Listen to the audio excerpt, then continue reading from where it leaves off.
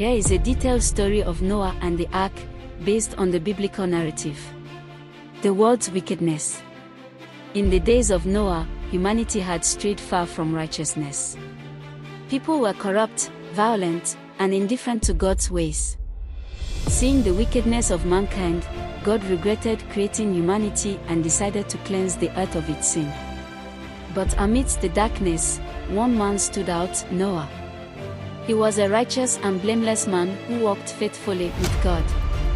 Because of Noah's obedience and faith, God chose him to be the instrument of salvation for humanity and the animals of the earth. God's command. God spoke to Noah and revealed his plan to destroy the world with a flood. He instructed Noah to build an ark, a massive wooden vessel, to save his family and a pair of every kind of animal. God gave specific instructions about the ark size and design. The ark was to be made of gopher wood and sealed with pitch.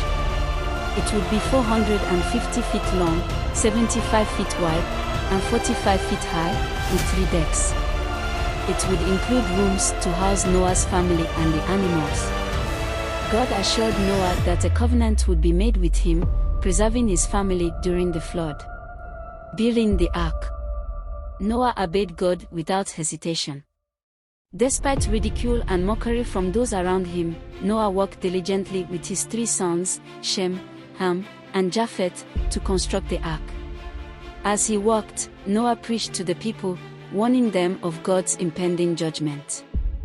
However, they refused to listen and continued in their sinful ways.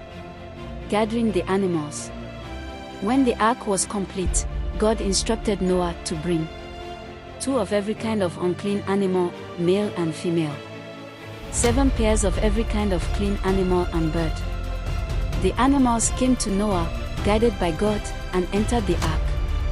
Noah and his family, his wife, his 3 sons, and their wives, also entered the ark, bringing provisions for themselves and the animals. The flood begins. On the day the flood began, rain fell for 40 days and 40 nights. The fountains of the great deep burst forth, and the windows of heaven were opened.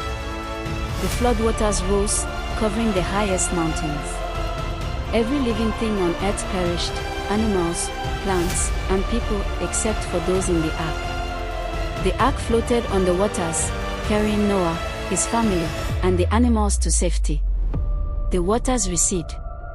After 150 days, the floodwaters began to recede, and the ark came to rest on Mount Ararat. Noah sent out a raven, which flew back and forth until the waters dried up. Then he sent out a dove, but it found no place to rest and returned. 7 days later, he sent the dove again, and it returned with an olive leaf, signaling that the waters had receded. After 7 more days, Noah sent out the dove again, and it did not return. Exiting the ark. When the earth was dry, God commanded Noah to leave the ark with his family and the animals.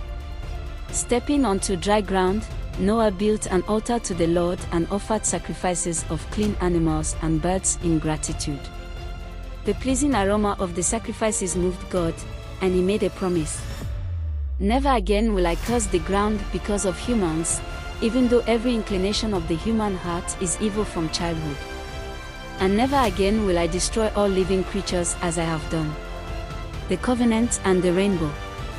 God blessed Noah and his sons, instructing them to be fruitful and multiply. He established a covenant with them, promising that a flood would never again destroy the earth. As a sign of this covenant, God set a rainbow in the sky, a reminder of his mercy and faithfulness. Noah's legacy. Noah and his family repopulate the earth, and his descendants spread across the world. His obedience and faith preserved life and established a new beginning for humanity. This story, as told in the book of Genesis, chapters 6 to 9, teaches profound lessons about faith, obedience, and God's justice and mercy. It reminds us that even in the face of judgment, God provides a way of salvation for those who trust in Him.